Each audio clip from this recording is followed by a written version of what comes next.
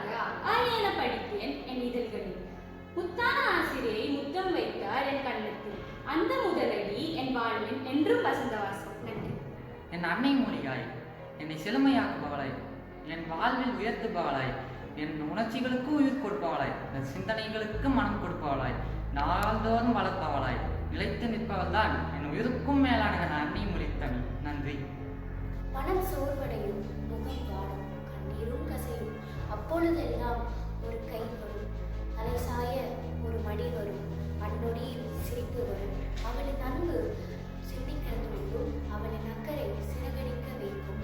அனைத்திற்கும் ஒரே சொல் என் அம்மா. நன்றி. நிற்கும் எதிர்காலம் நீ காக்கவே வந்திரு பல காலம். எதிருடன் சிரிக்கும் எதிர்காலம் என் துணையாய் இருந்திடு என்றென்றும்.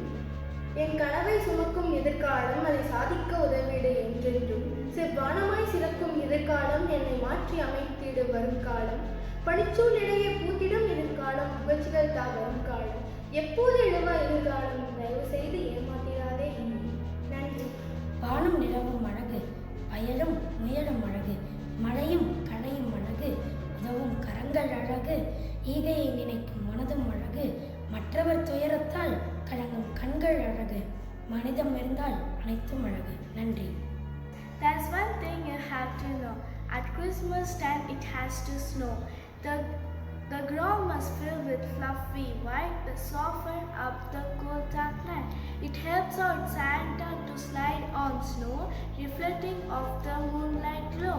It makes us feel so merry inside when we are inside our soft warm bed. Thank you. The sound of shaking tree from the windows makes us stare, while the birds chirp by making us amazed.